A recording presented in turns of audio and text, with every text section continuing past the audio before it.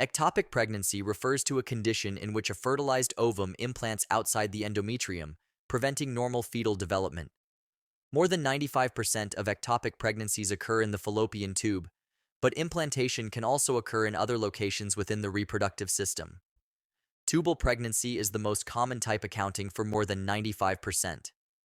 It occurs at different sites, with amenorrhea being the most common site, accounting for 55%. Isthmic forms 25% of the cases. It has higher risk of early rupture. Fimbrial forms about 17%. It may lead to tubal abortion. Interstitial forms 2% of the cases. It is also known as cornual pregnancy. It can grow longer before rupture. Non-tubal ectopic pregnancy is less common.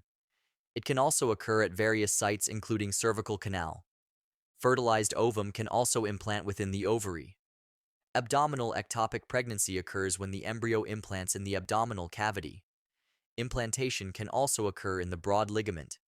There are rare forms of ectopic pregnancy. Heterotopic pregnancy occurs when there is simultaneous intrauterine and extrauterine pregnancy. Bilateral ectopic pregnancy occurs when both fallopian tubes contain an ectopic pregnancy. Ectopic pregnancies are often caused by conditions that impair tubal motility, damage the fallopian tubes, or alter embryo transport. Common risk factors include previous pelvic inflammatory disease, especially from chlamydia trachomatis or Neisseria gonorrhoeae infections. History of ectopic pregnancy. Tubal surgery, including tubal ligation or tubal reconstruction. Endometriosis can cause tubal scarring or adhesions. Use of an intrauterine device. Zygote abnormalities such as chromosomal defects and neural tube malformations. Assisted reproductive technology, including IVF, which increases ectopic implantation risk. Smoking reduces ciliary motility of the fallopian tube. Increased progesterone can slow tubal transport. It is important to note timing of tubal rupture of various types of ectopic pregnancies. Isthmic pregnancies rupture at 6 to 8 weeks gestation. Ampullary pregnancies rupture at 8 to 12 weeks. And interstitial pregnancies rupture at 12 to 16 weeks. Symptoms often develop between 4 to 12 weeks of gestation. Some patients may remain asymptomatic until rupture occurs. Pelvic or abdominal pain is present in almost all cases, usually unilateral. Light spotting to heavy bleeding in 75% of cases. Amenorrhea, or a history of missed or irregular periods. Syncope or dizziness suggests significant intra-abdominal bleeding. Shoulder tip pain due to diaphragmatic irritation from internal hemorrhage. On physical examination, localized or generalized abdominal tenderness is elicited. Pain with cervical movement. Adnexal mass may be palpable on unilateral examination. Hemodynamic instability that is seen in cases of tubal rupture and massive intra-abdominal hemorrhage. Laboratory findings include positive pregnancy test. Serum β-hCG is typically lower than in normal intrauterine pregnancies. Serial β-hCG testing every 48 hours can help differentiate from miscarriage. Hemoglobin or hematocrit changes that is dependent on the degree of internal bleeding. Culdocentesis is used to check for blood in the pouch of Douglas.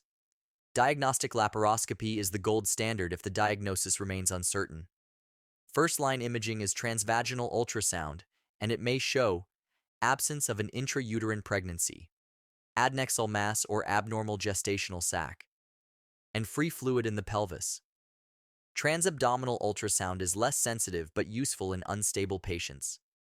Expectant management is used for hemodynamically stable patients with low and declining β-hCG levels of less than 1,000, and when there is no signs of rupture or significant symptoms. Methotrexate therapy is indicated in hemodynamically stable patients with unruptured ectopic pregnancy of less than 3.5 centimeters in size, and β-hCG of less than 150 international units per milliliter, less than 5,000. Methotrexate therapy is contraindicated in tubal rupture or intra-abdominal hemorrhage with significant symptoms and liver or renal disease. Surgical treatment is indicated for ruptured or large ectopic pregnancies.